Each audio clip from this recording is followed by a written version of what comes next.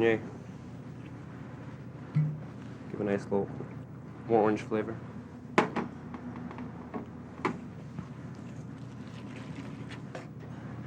And as this cooks, it's going to spread out a lot. So you don't want them too close together. So 6 to 8 per sheet pan. And I'm really about making a perfect circle because I'm going to cut them when they're still warm out of the oven. The cookies are formed on a silicone sheet and are baked at 350 degrees until golden brown. If you try this dish, you'll have to visit the hardware store and the grocery store. The chef uses a paint sprayer, a butane torch, and drill bits for the spun sugar. It's half chocolate, half cocoa butter. And the fat gives a nice little design to it.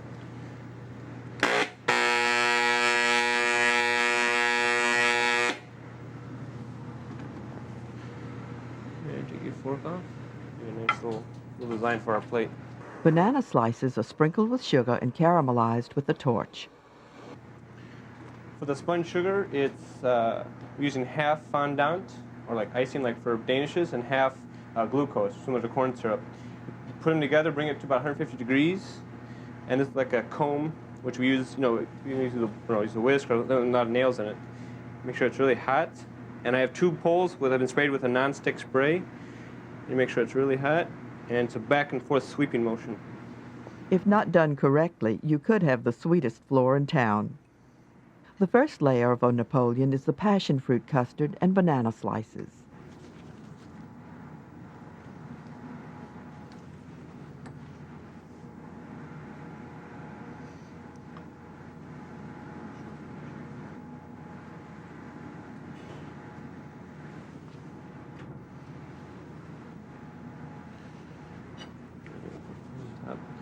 We're also going to do a little bit of spun sugar on top of it when we're all done.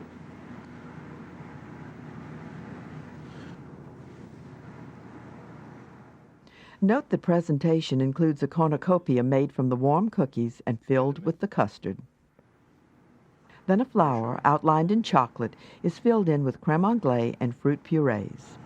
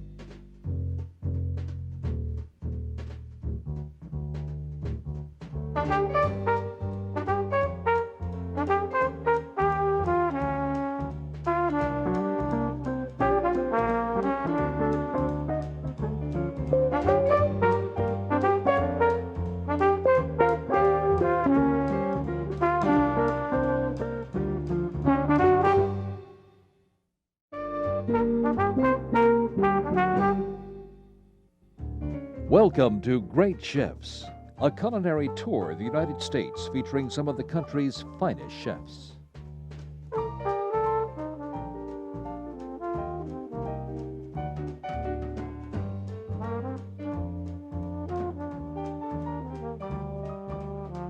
Today, the appetizer comes from Atlanta and Chef Gunter Seeger. It's a lamb roll stuffed with a ground lamb mixture and presented on slices of zucchini and eggplant. From the great Italian restaurant Spiaggia in Chicago, Chef Paul Bartolotta prepares a small plate light dining entree, poached langoustines in tomato and orange sauce. Dessert comes from the Peabody Hotel in Orlando, Florida. Executive pastry chef Gerard Partunes presents white chocolate mousse studded with white chocolate fans.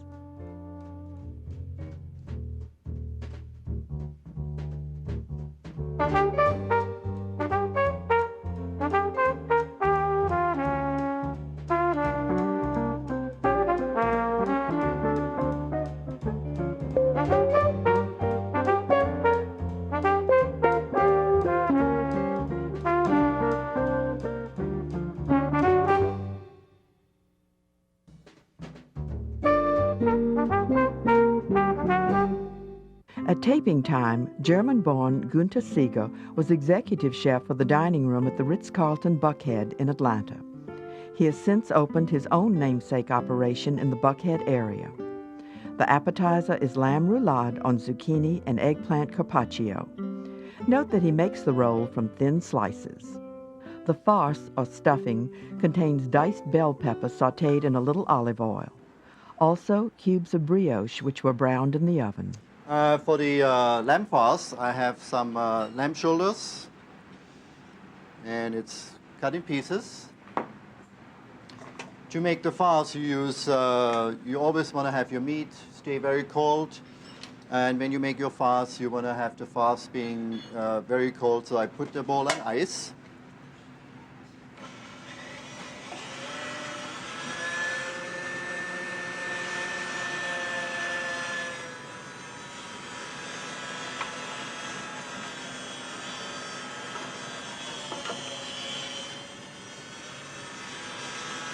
Season the ground meat with salt and pepper.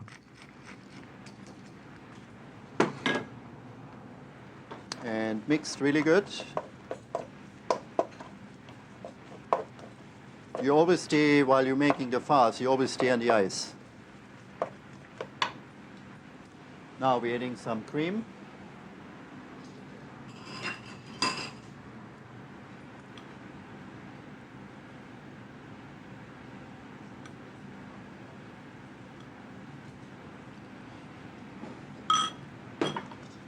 Mixing it again.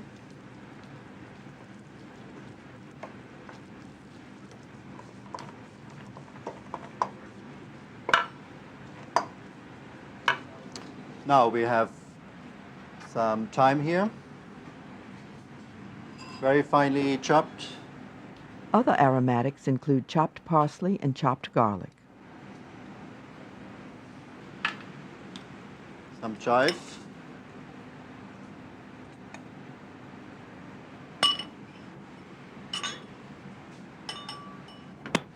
The sauteed peppers.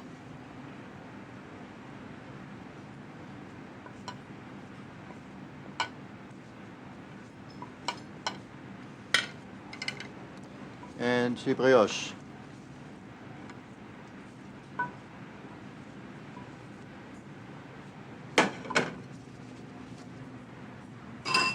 And that gets mixed again.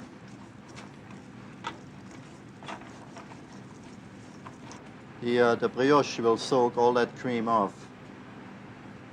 Adjusting the consistency with a little more cream, the mixture is completed and chilled. Meanwhile, the chef fashions the roulade with a lamb loin. He cuts almost paper-thin slices lengthwise and overlaps them on a piece of plastic wrap. And you overlap it a little bit.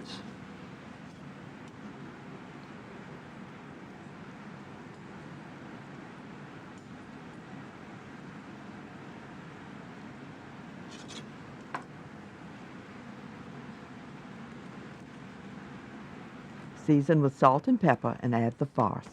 And the mousse goes inside.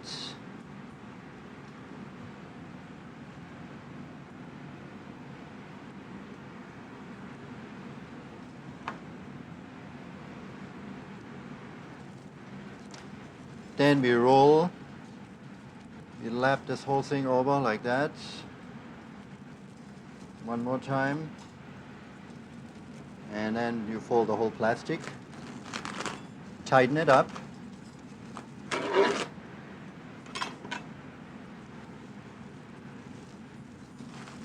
and then we tie it up. The roll is chilled for about an hour, then similarly rolled in overlapping bacon slices.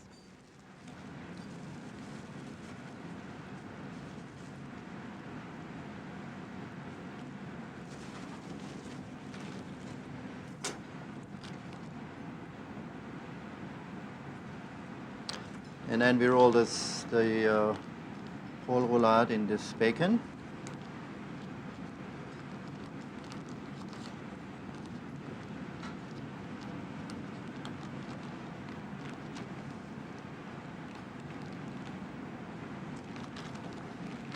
And then that goes on the plastic again.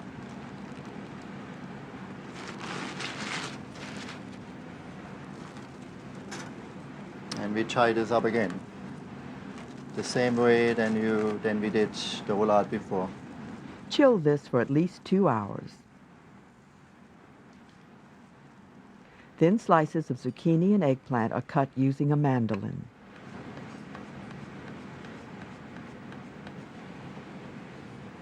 And the eggplant, same thing.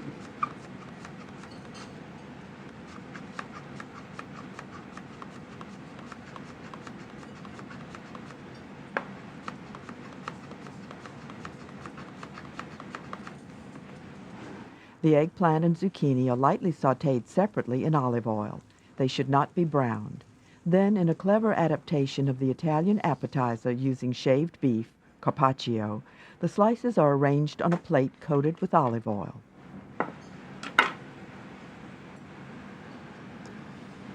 And we garnish the plate. We overlap 1 zucchini, 1 eggplant,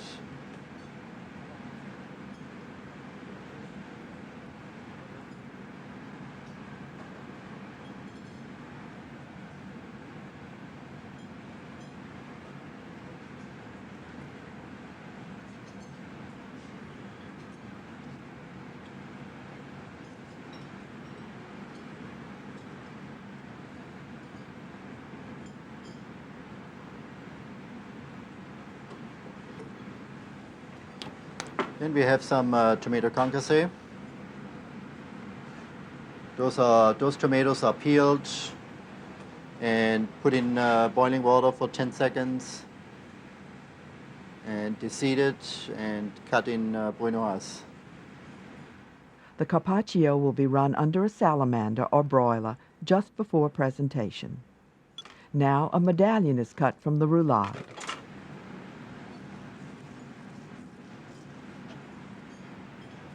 Cutting a nice piece, like a medallion, with the plastic. The plastic always stays on. And then we take that plastic off.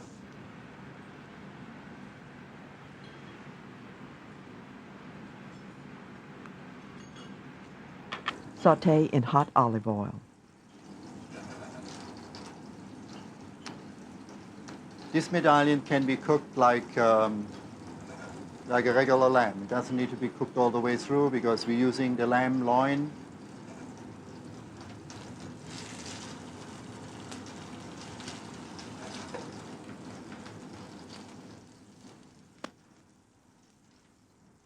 The carpaccio is removed from the salamander.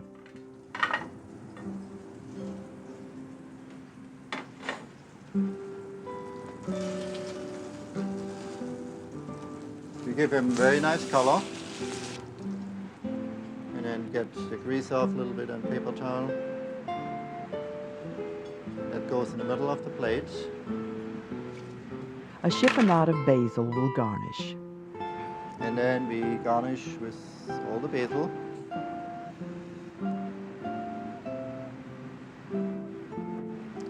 And we sprinkle, again, very good olive oil. We need a very good olive oil. This makes all the flavor here in the world for this dish. We put that over it.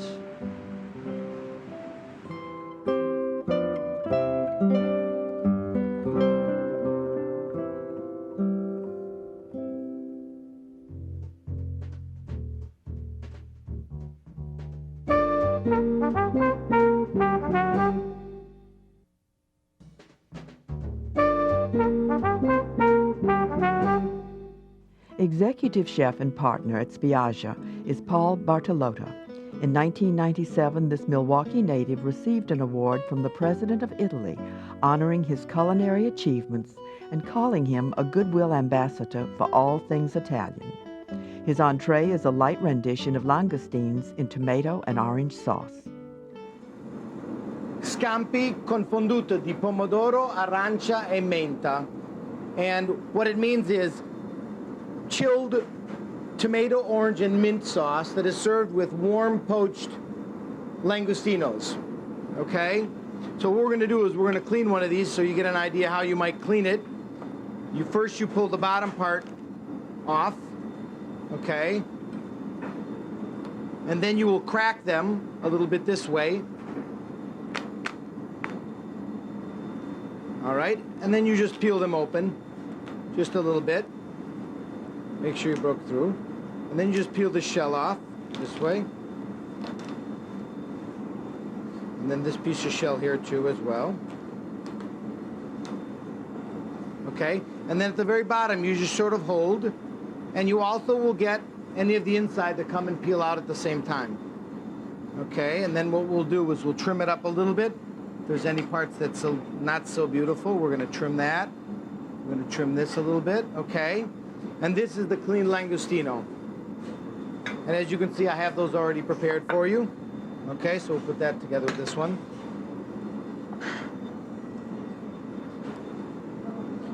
Okay, in addition, I have some tomatoes that I simply scored at the top and cut the bottom off. I blanched it in very, very hot boiling water, and then I shocked it immediately after. It was only in the water a few seconds, in ice water, and that allowed the skin to peel off very easily. So I have some peeled tomatoes that for this particular dish, your enemy will always be excessive liquid. So we're going to take and cut this a little bit. And we're just going to take this off. This particular dish is a dish that can be done only when you have good tomatoes. If you don't have a good tomato, don't even bother. And right now we have some nice plum tomatoes that are nice and ripe, so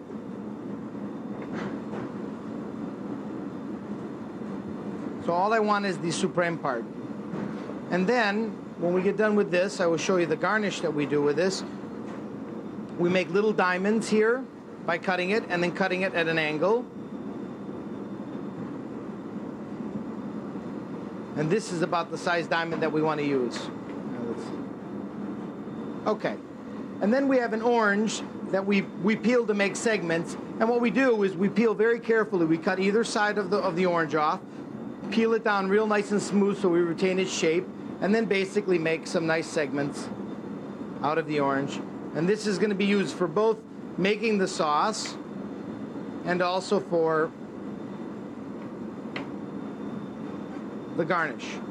So the dish will be prepared this way. We're going to take a pot and we're going to warm up a Ligurian olive oil in here. So you want an olive oil that's very, very light. You don't want anything that's too strong. And I'm going to put in here a few mint bouquets. And I leave the stem on because it's not going to cook very long. So we're just going to make it just a little bit warm. We do not want to make it extremely hot. We just want to cook it long enough so we extract the flavor of the mint into the oil. And we flavor the oil just a little bit.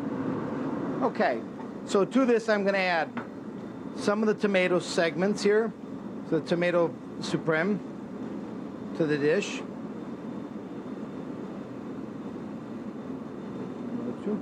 And then again, some of the orange.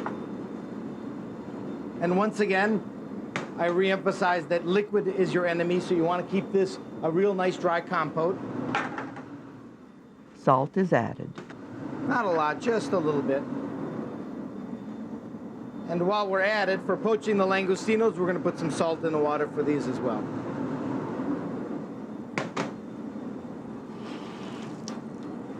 Okay. So these are our langostinos. Okay. So we're just going to cook this very, very slowly. We want to make a little bit of a pulp. You can already smell the flavor of the mint coming out. And we just want to cook this very, very slowly. It's not a long cooking process. It's basically to make everything nice and warm and so that all the flavors blend together. It's essentially a cold dish. So we don't want to give the impression that it is a cooked tomato sauce or that it takes on the flavor of a cooked orange. We want to leave it nice and light and nice and fresh. The mixture is chilled over an ice bath, then processed. Garnish includes a chiffonade of mint with pieces of tomato and orange warmed through. Okay. The mint was removed before the hand processor is used. Strain the sauce before presentation. We're going to now warm up this a little bit and poach a few of our langostinos in boiling water. And I just curl them over so they retain a nice curled shape. We'll do just, say, one extra. The compote is placed on the chilled sauce.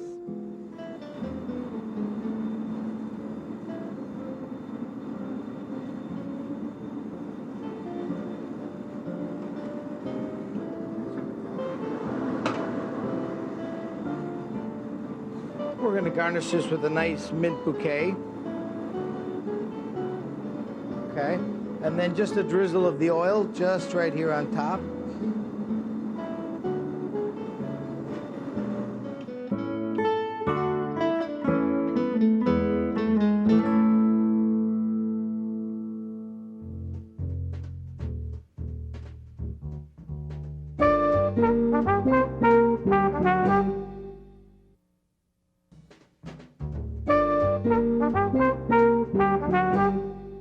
After his apprenticeship, Gerard Partunes worked in his native Belgium, then came to America, first working at the fancy Ritz-Carlton Monolani in Hawaii, then at the pastry stations of hotels in Arizona. His dessert features white chocolate mousse. Notice the dramatic method for saucing the plate. White chocolate ganache is started with hot cream and honey.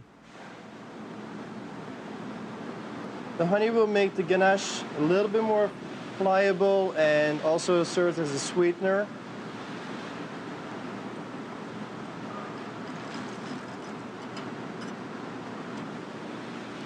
The white chocolate I'm using is it's a European chocolate, which is called couverture. The difference between that, this has a very high coconut butter, cocoa butter fats content. The mixture goes over heat and is stirred until the chocolate melts. Then it's refrigerated for 4 hours.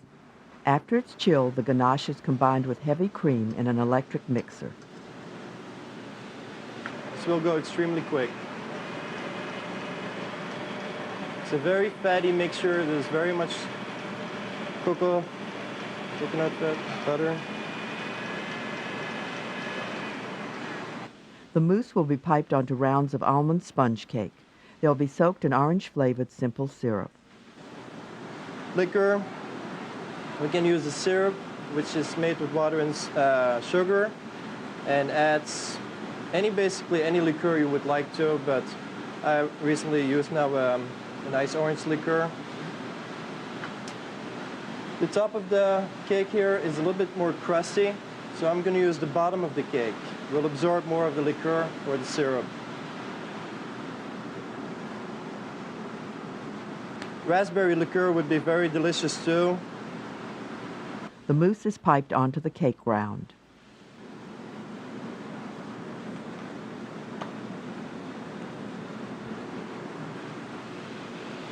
Melted chocolate is also used to fashion fans that will garnish the mousse. First, the chef tempers the chocolate. What I'm going to do now is incorporate cold air into the chocolate while it cools down on the marble or the slate, and mix the sugar crystals together. Okay. Next, after we temper the chocolate, we're going to add a little bit of salad oil. This is a very small percentage, maybe about, for this amount, maybe 1/4 of a cup. What this will do, will make the chocolate more pliable, because it is ultimately made out of cocoa butter, and the cocoa butter will make it harder. It's a hardening agent. The salad oil will make it more pliable. So, make sure it's very nicely incorporated. Then the fans are made by spreading the chocolate onto a chilled surface and immediately shaping.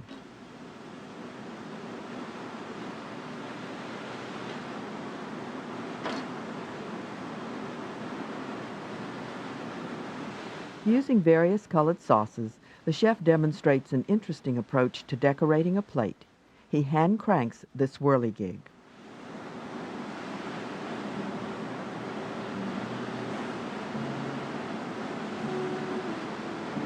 Here we go.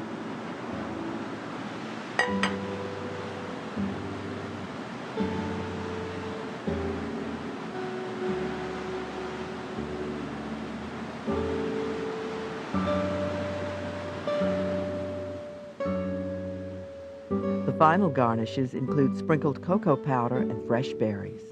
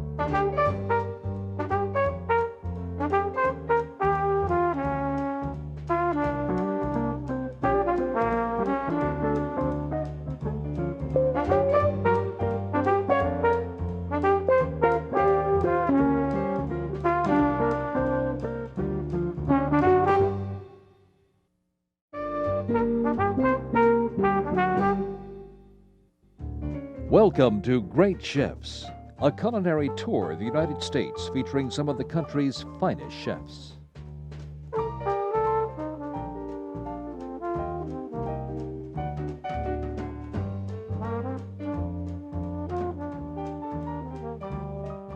We travel to the esteemed Peabody Hotel in Memphis for the starter. Chef Jose Gutierrez leads off with a winner of utter simplicity, green tomato gazpacho. Then it's off to Miami and the Cuban cuisine of Guillermo Veloso. His entree is a Latin specialty featuring fried rabbit. Notice the use of chocolate liqueur in the sauce. Finally, from the inn at Blackberry Farm in Tennessee, Chef John Fleer makes an upscale version of a southern super snack, moon pie, pistachio chocolate brownie and white chocolate ice cream.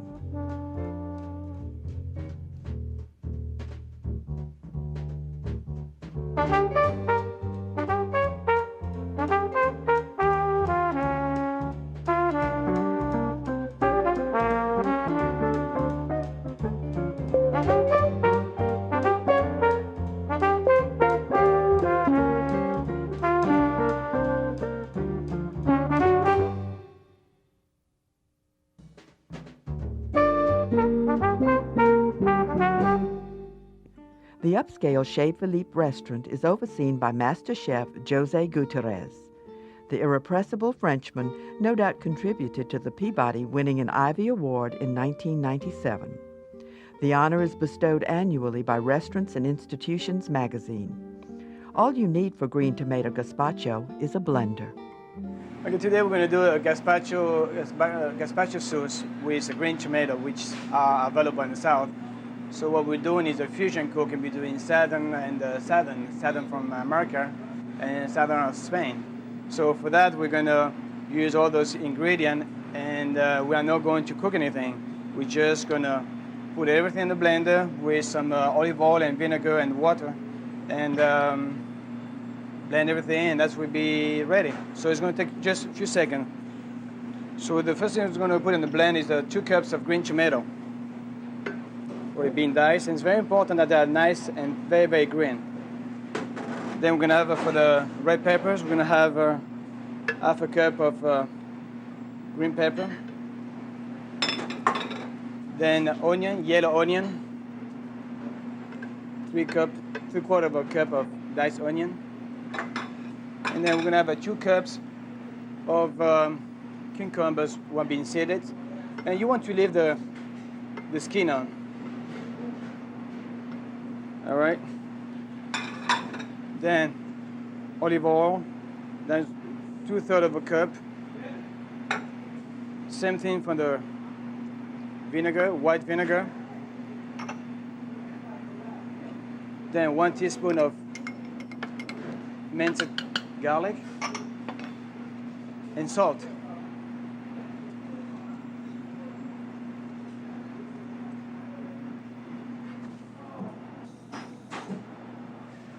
And 1 cup of water. And that's about it for this dish. The only thing we're going to do is blend everything for a few seconds.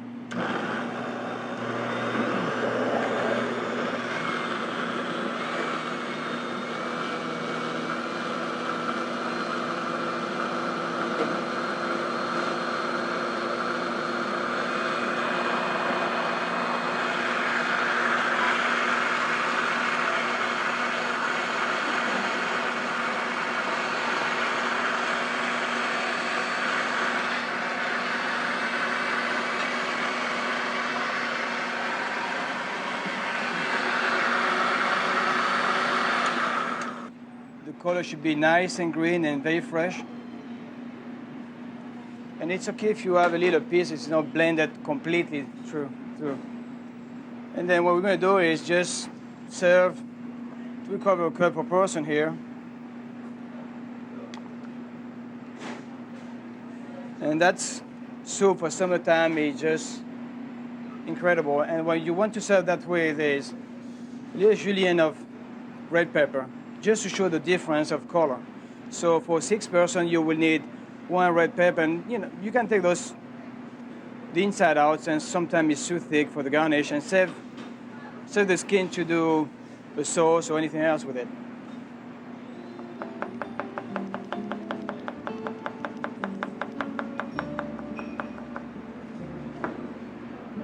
A little julienne of red pepper. What we have here is 2 slices of toasted focaccia bread, just a few pieces of salad, red oak, Lola Rosa, frisée, anything you have, and a little julienne of red pepper. And leave it simple, just like that. Et voila.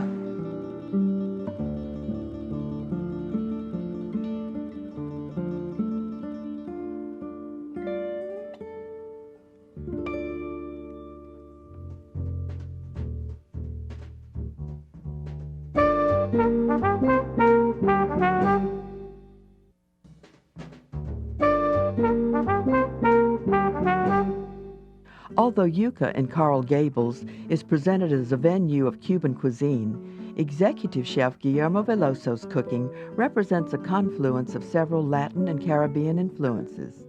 Consider his entree. It features rabbit, which is sautéed, braised, and deep-fried, served with a mole-like sauce. Chicharrón de conejo.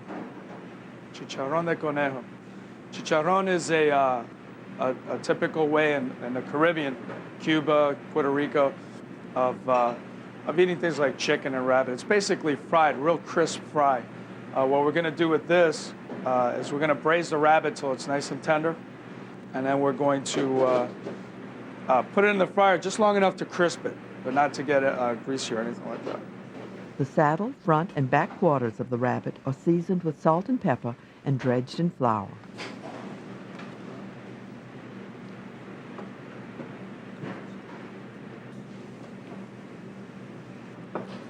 Shake off the flour really well.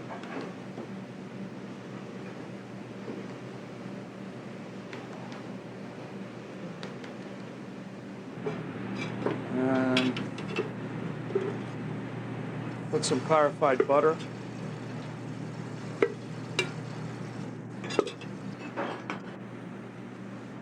We'll start browning the rabbit.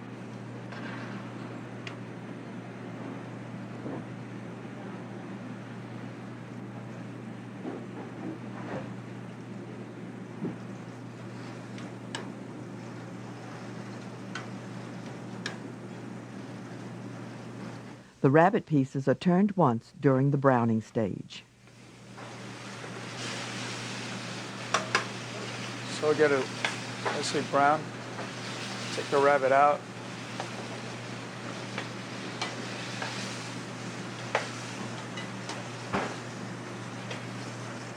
In the same butter, we'll throw in some diced carrots, onions, scallions.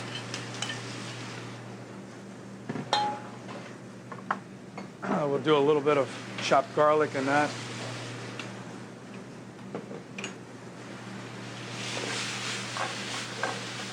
Saute it up a little bit.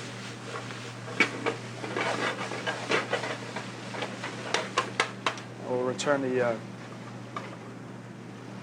rabbit to the pan.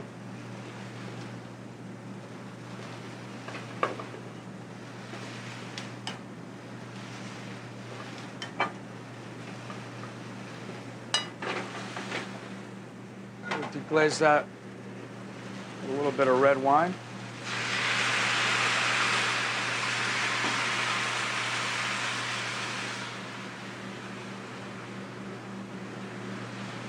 And we'll cover the whole thing with stock. This is chicken stock. You could use rabbit stock if you have enough bones to make a rabbit stock, or even a light veal stock would be good for this dish. Braise at 400 for an hour and a half. The sauce is it's a variation on a typical Catalan or Spanish sauce where they use bitter chocolate a lot in that part of the country, in that part of Spain. We're going to combine it with a typical Latin sauce, which is called a mojito. It's basically a marinated onion sauce with cilantro. So we'll start off with some red onion.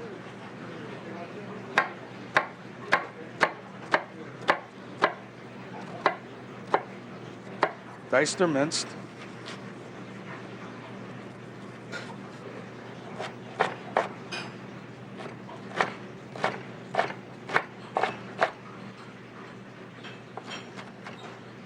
Also, fresh cilantro.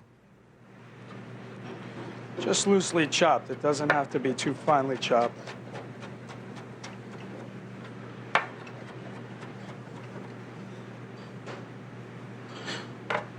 First, the onions are softened in olive oil. Some chopped garlic.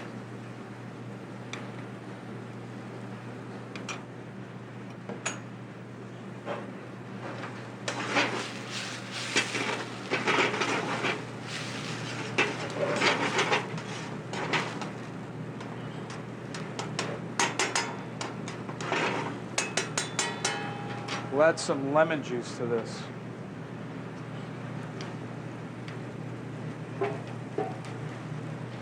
More or less about a couple of tablespoons.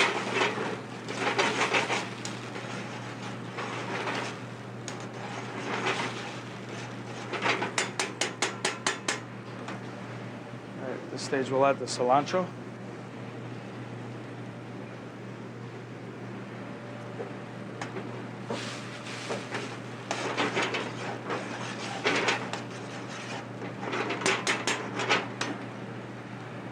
Deglaze the pan with some red wine.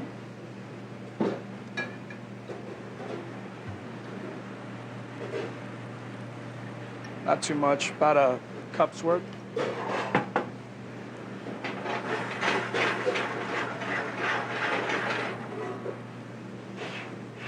And some Godiva chocolate liqueur, or any kind of chocolate liqueur you might want to use.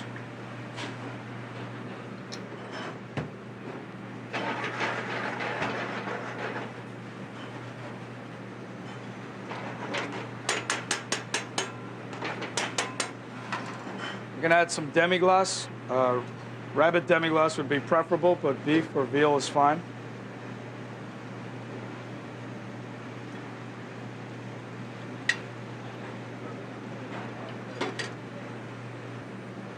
A little bit of chopped tomatoes.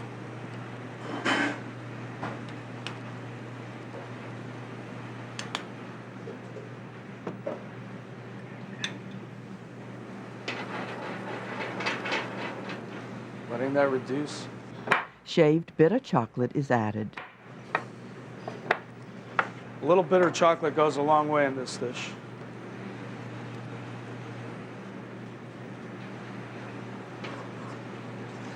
And well, we could start our salad for the dish, which is a simple salad. Start off with a simple dressing. Very simple dressing made with some mayonnaise and some Dijon or whole grain mustard. In this case is Dijon.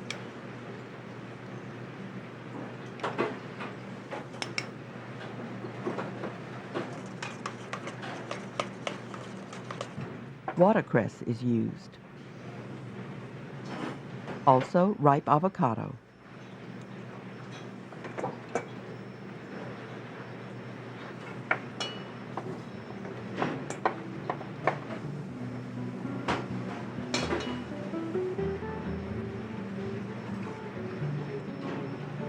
A bit more diced tomatoes to this. We'll add some pitted imported olives. These are Kalamata.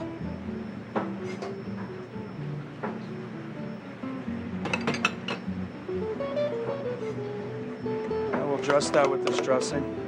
A nice simple mustard dressing. Just before presentation, the braised rabbit was deep fried for about 5 minutes at 375 degrees. We'll arrange our crispy rabbit, or chicharrón de conejo, around it.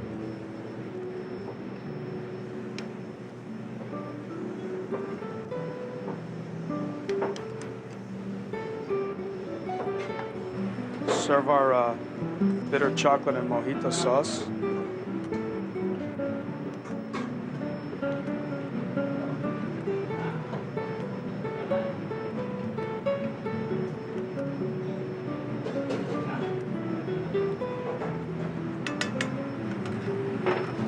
We could garnish this dish with some caper berries, which are a Spanish imported product. They're kind of salty like capers, but kind of the texture of an olive. Then we like to drizzle that with a little bit of infused olive oil.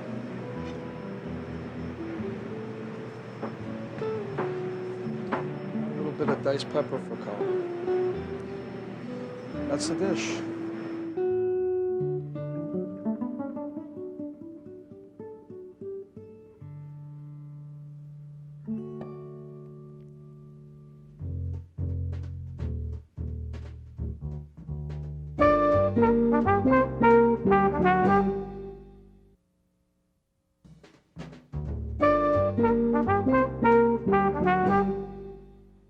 The sylvan setting of the inn at Blackberry Farm is a perfect locale for Chef John Fleer, who, if nothing, has developed a well-defined philosophy of cooking. He calls it foothills cuisine and says it must have heart.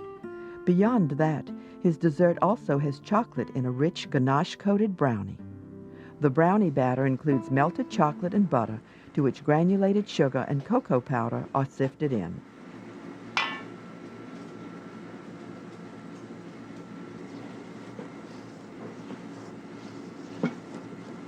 I'm going to stir that till it's fully incorporated.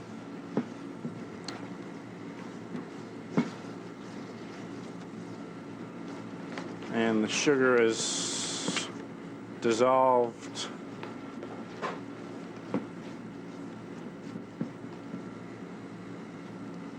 In the mixture. We'll then fold in our eggs, which have already been beaten.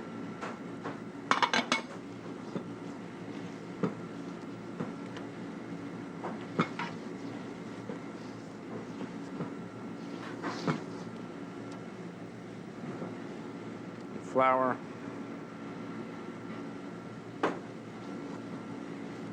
So that you don't overmix the brownies. Once you get the flour part of the way incorporated, you can go ahead and add the garnish for this rich pistachio brownie, which is pistachios and chocolate chips.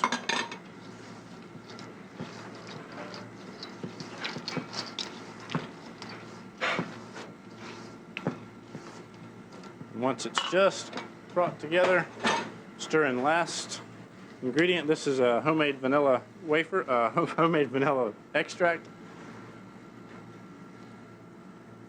We make from just vanilla beans and an inexpensive vodka. Let it steep for 15 to 30 days. The brownie mixture is spread onto a sheet pan lined with parchment paper. It's meant to be very thin. It's not a thick cake-like brownie. It's a very dense, rich brownie. So we'll spread it less than half an inch thick in the pan.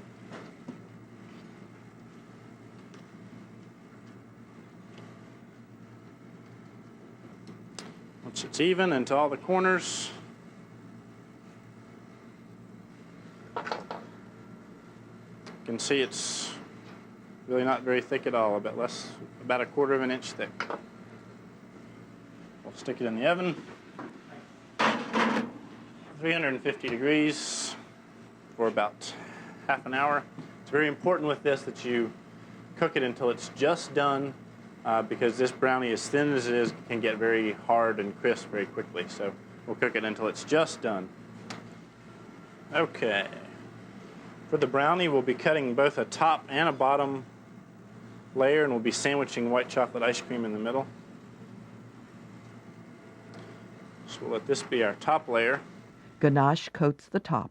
And it's easiest to do this with a nice heavy pour and let all the excess chocolate drip over the edge and make sure you have a nice, even coating. Refrigerate to set up.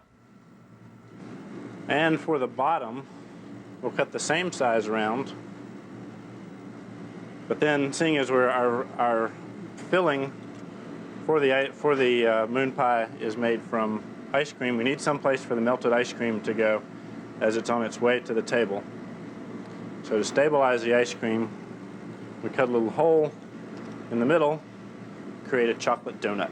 Served with the brownie is Italian meringue, which is started by beating egg whites to medium peaks and adding sugar. Sugar to form a common meringue. And once that gets to medium, we'll let it rest there. We have a sugar syrup here that is coming up to 250 degrees. What we have here is the 250 degree syrup. What you want to do is pour the syrup into the meringue in stages, stopping each time so that you don't fling the hot syrup on yourself or on the mixer. It also allows the egg white mixture to temper itself and slowly come up to a hotter temperature rather than doing so quickly.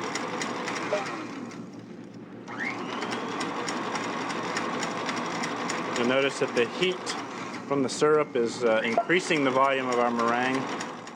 After all the syrup is added, the beater is put on low speed until the meringue has cooled. And instead of the marshmallow filling of the typical moon pie, we've got a rich white chocolate ice cream.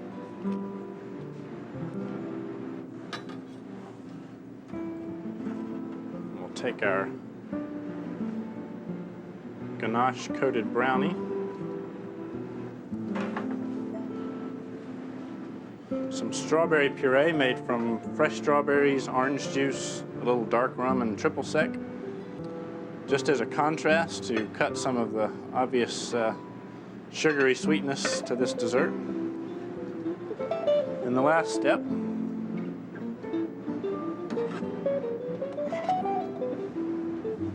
is to take our Italian meringue. Here's where we really pick up the flavor of marshmallow. Take a blowtorch and we'll brown lightly like a toasted marshmallow the outside of the dessert. And there is our Uptown Moon Pie with strawberry puree and rich pistachio brownie.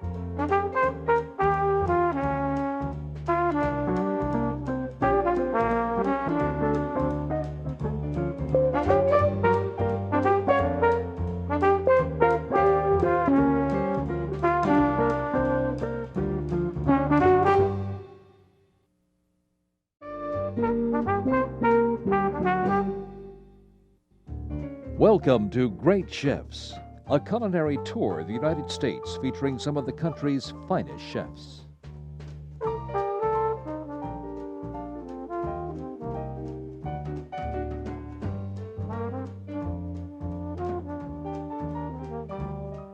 The appetizer this time is prepared by Tamara Murphy, executive chef at Campagne in Seattle.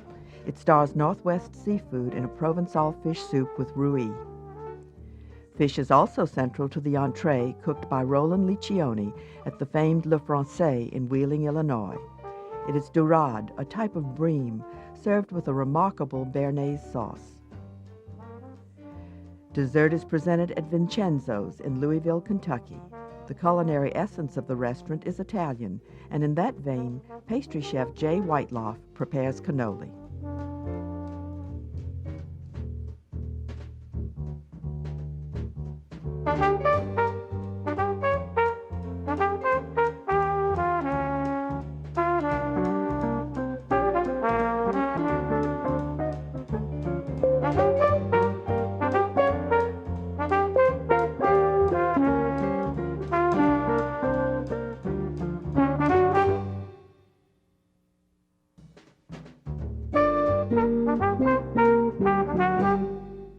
Tamara Murphy, a North Carolina native, began working in restaurants at 16.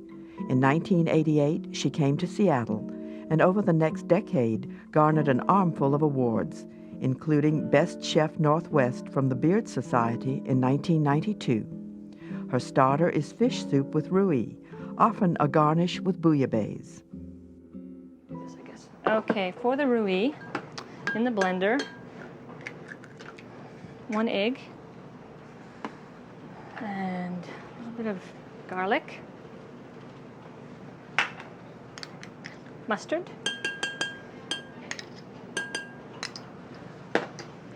and 1 red pepper that's been roasted on the grill or in the oven and the skin taken off. Gonna puree.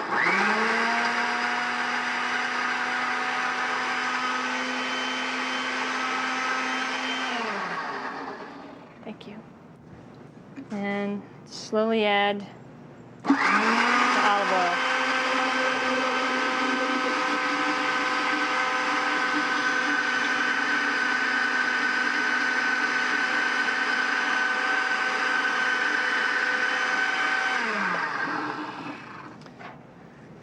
A little pinch of salt, pinch of pepper. And a drop of lemon juice.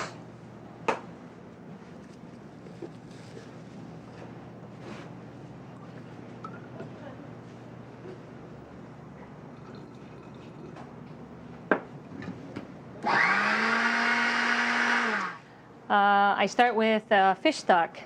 And for the fish stock, I take a couple pounds of bones, cold water, and leeks, onions, bay leaf, peppercorns, and simmer that for about 20 minutes and then strain it off.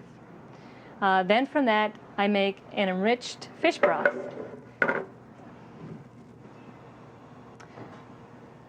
I heat the fish stock up, and I add a pinch of saffron.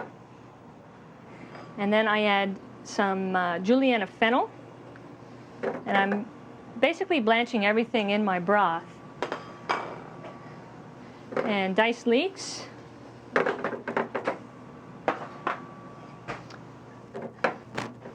And I'm going to add a drop of lemon juice. And I'm going to let that simmer for a couple of minutes. So for the fish that I'm using for the soup is seasonal, and you should feel free to use whatever is the freshest and looks the best at your fish market. Here I'm using smelt from the Columbia River. These are farm-raised crayfish. I have scallop, salmon, Pen Cove mussels, and clams from the area as well. The smelt is coated with semolina and sautéed. Okay, so I'm going to fry the smelt. Low heat. I put the larger pieces in first. In this case, it would be the scallop.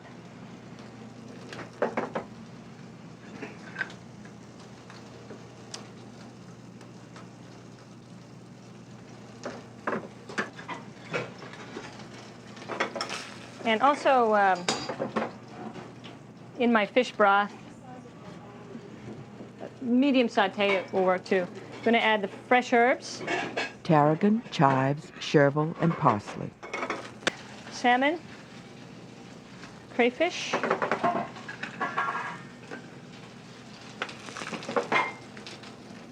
and I'm going to pop a lid on that. When the fish is almost ready, which it doesn't take very long, depending on the thickness of your fish, probably 4 to 5 minutes in the broth. Okay. Okay. So the fish soup is garnished with a baked crouton. You can either bake it in the oven with a little olive oil, or you can put it on the grill. And that's what is the roux garnishes the crostini, the crouton. Okay, now the plating. Just going to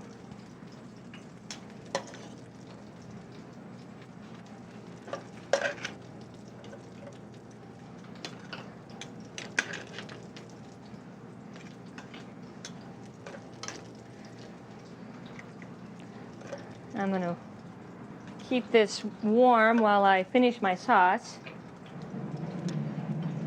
I'm going to pop it in.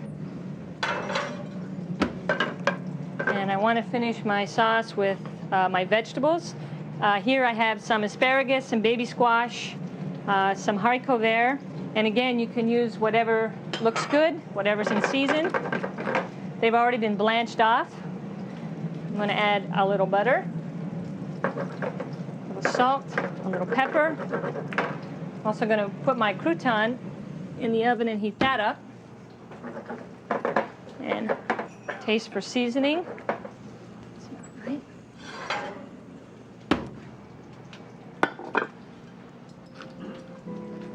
Thank you.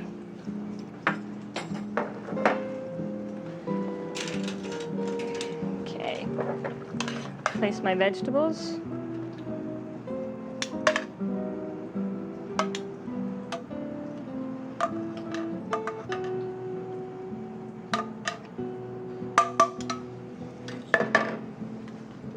I like the presentation on this is important. I'm going to show off your fish.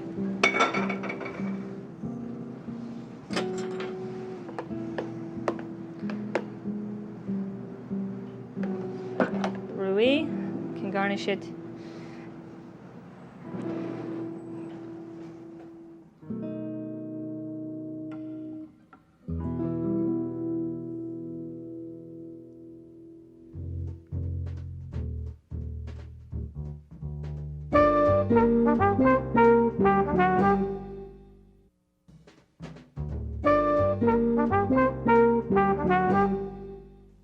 Roland Liccione with his wife Mary Beth owned Le Francais, northwest of Chicago. 1997 was a very good year. He won Best Chef Midwest from the Beard Society, and his restaurant was named one of America's top tables in Gourmet Magazine's Reader's Poll.